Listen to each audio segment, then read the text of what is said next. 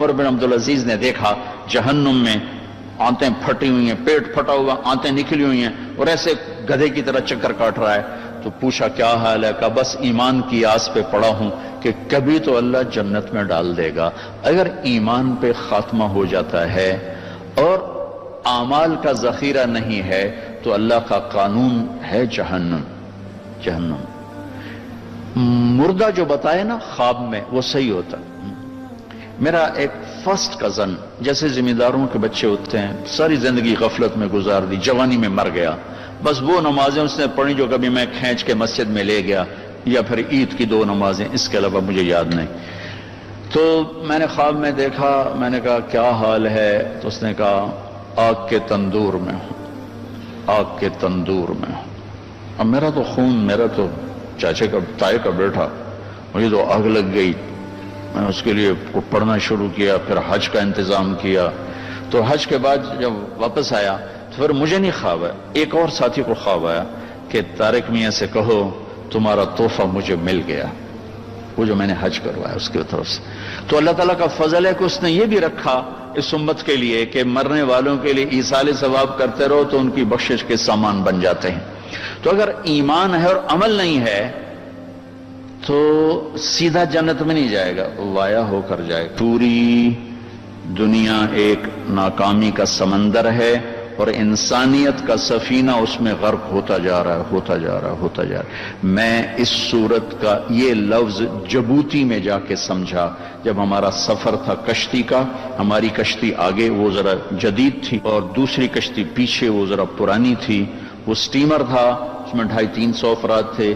ہماری وہ فوجی کشتی تھی، اس میں 25-30 تھے. تو وہ پچھلی کشتی ڈوب گئی، اوور لوڈ تھا یا کیا تھا اللہ ہی جانتا ہے.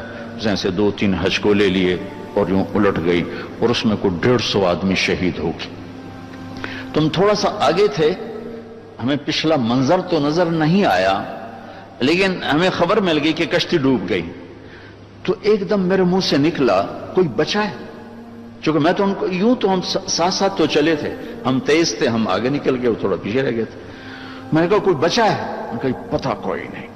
ان الانسان لفی خسر، جلال ہے، ساری دنیا کے مرد عورت ناکامی میں ڈوب گئے.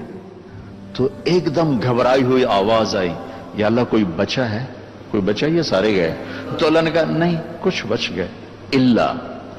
اللہ کا لفظ ہمیشہ کمی کو بتانے کے لیے آتا ہے. اللہ کے بعد جو ہوتا ہے نا تھوڑا ہوتا ہے.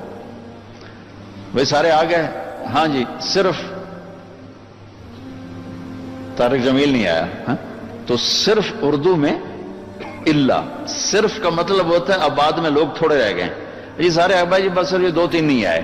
اللہ 7 ارب انسان تباہ ہو گئے، اللہ کچھ بچ گئے. کون بچ گئے؟ یہ 4 کام جنہوں نے کیے وہ بچ گئے. کون؟ آمنو. اس شرط کے لگنے سے سارے کافر ناکامی میں چلے گئے.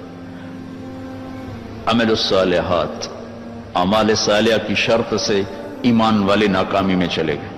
وتواصوا بالحق، حق کی دعوت. یہ جو تبلیغ کا کام ہو رہا ہے جس سے آپ اللہ کے فضل و کرم سے پوری دنیا میں اللہ نے پھرائی ہے اور کئی دفعہ پھرائی ہے. اللہ نے ہمیں یہ عزت دی ہے کہ یہاں سے قافلے بن کے پورے عالم میں اللہ کا پیغام پہنچا رہے ہیں. اور میں جنگلوں میں گیا ہوں، وہاں بھی تبلیغ کو دیکھا ہے، اور برف پوش چوٹیاں یورپ کی، وہاں بھی تبلیغ کے کام کو دیکھا ہے. تو تیسری شرط لگانے سے عمل والے نکل گئے. وتواصوا بالصبر، اور صبر کی شرط لگانے سے تبلیغ والے نکل گئے. ہر جگہ ناکامی کے مفہوم میں تھوڑا فرق ہے. ایمان کی شرط سے ناکامی ہے جہنم، کبھی جنت میں نہیں جا سکتے.